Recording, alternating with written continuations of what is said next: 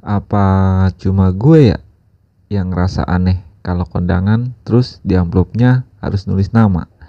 Kan kita datang terus ketemu si penganten. Entah itu acara pernikahan atau sunatan. Udah gitu amplopnya langsung dikasih ke mempelainya. Mungkin kotak duitnya udah penuh kali ya. Kalau enggak udah dimasukin. Ada juga yang karena nggak bisa datang kondangan, terus dia nitipin amplopnya yang udah dikasih nama. Udah gitu ngabarin juga ke si pengantin kalau amplopnya dititipin. Kira-kira kenapa ya? Terus kondangan juga bisa via transfer.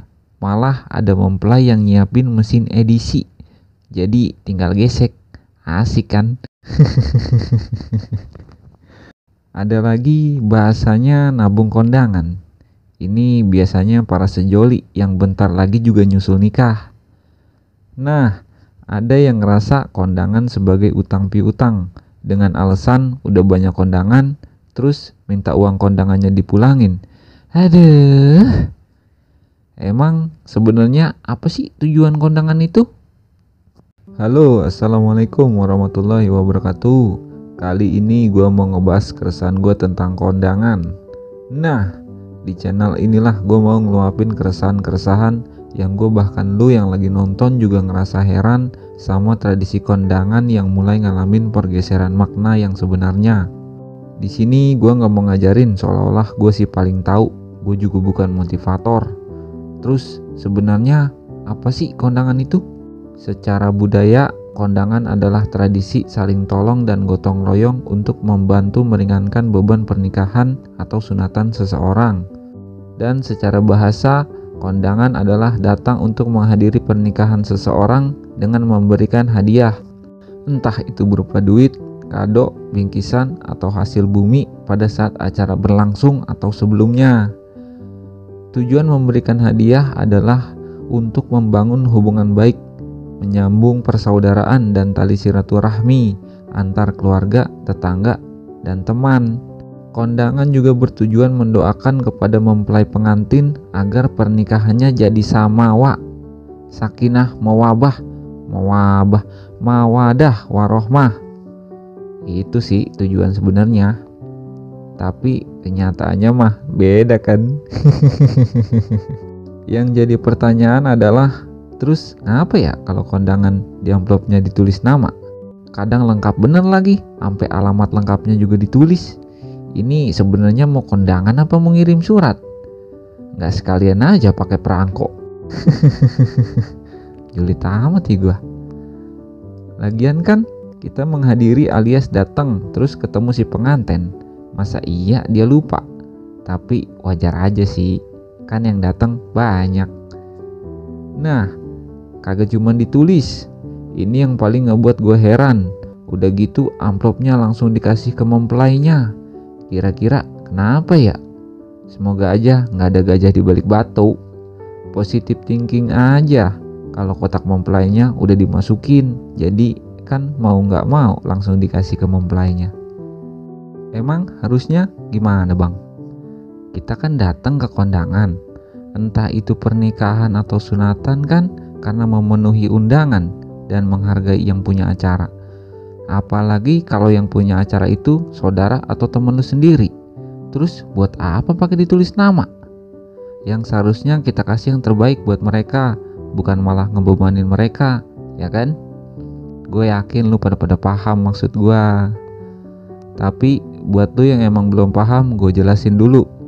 Di daerah gua atau di luaran sono, ada yang nganggep kalau kondangan itu sebagai utang piutang, yang artinya kalau lu kondangan dengan uang atau kado atau apalah, si mempelai atau si pengantin sunat harus mulangin alias ngembaliin sejumlah yang dikasih ke dia di saat yang kondangan itu ngundang lu.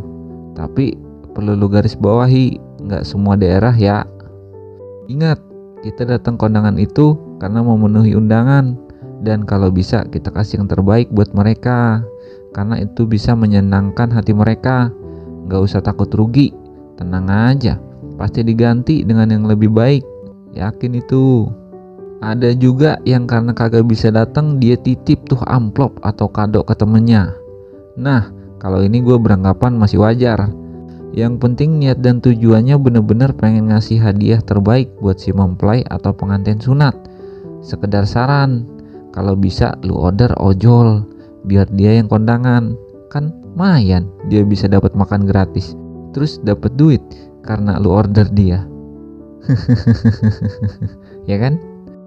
Nah, semakin berkembangnya zaman, sekarang kondangan juga bisa via transfer. Jadi kagak perlu ribet dah lu cari-cari amplop atau kudu beli dulu.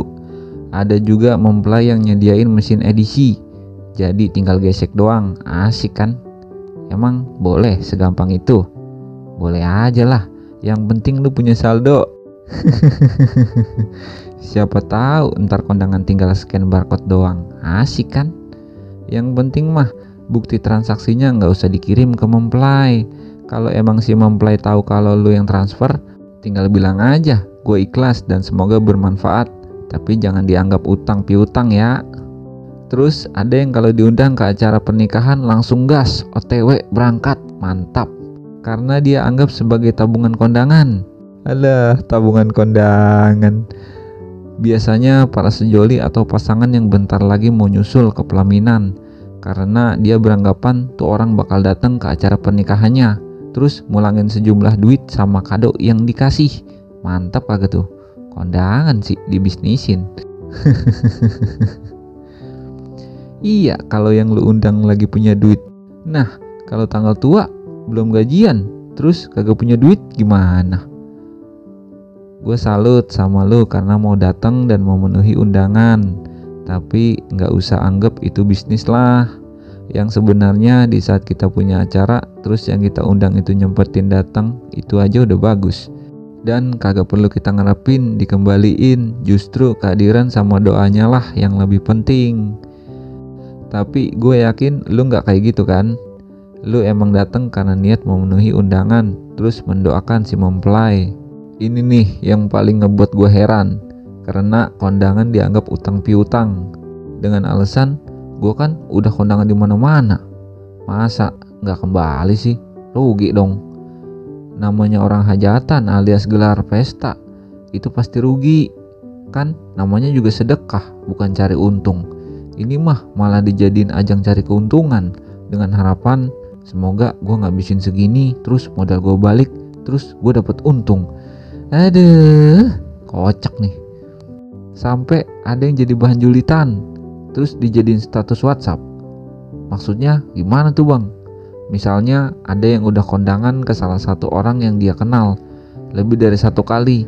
Nah, pas giliran dia ngadain acara, tuh orang yang udah lebih dari satu kali dia kondangin, pas diundang kagak datang. Auto jadi julitan. Tuh si Anu kemarin gak datang, padahal dia udah ngadain acara berkali-kali. Terus gue udah ngasih gede lagi, pas gue undang kagak datang. Orang mah kalau kagak bisa datang nitip kek, ini mah kagak. Suek bener emang. Hal semacam inilah yang seharusnya kita putus dan udah gak usah diterusin ke anak cucu. Dan cuma kita sendirilah yang bisa memutus itu. Kan kasihan anak cucu kalau jadi imbas harus bayar utang kondangan orang tuanya, yang padahal dia gak tahu apa-apa. Iya kalau pas lagi punya duit. Kalau gak ada sama sekali gimana? Yang ada dia malah jadi pinjam sono sini, cuman buat nutupin utang kondangan orang tuanya. Yang seharusnya tujuan kondangan itu menghadiri undangan dan memberikan yang terbaik buat mempelai atau pengantin sunat, dengan tujuan ingin membantu dan mendoakan serta menyenangkan hati mereka, tanpa mengharapkan dibalas dan dianggap utang piutang.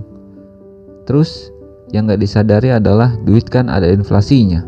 Masa iya di tahun 2000-an dia kondangan 25.000, terus di tahun 2024 kondangan 25.000 juga, ya kan? Pikirin dah. Ingat, kebaikan yang kita perbuat bakal berbalik ke kita dan bahkan berkali-kali lipat balasannya. Sekian dulu dari gua Beloy. Kalau ada kesalahan dan menyinggung tolong dimaafin, karena gua mah apa tuh. Jangan lupa bantu bangun di channel dengan subscribe, like, komen. Wassalam. Jangan kasih kendor para pejuang kondangan. Iya, iya, iya, iya, iya. Asik.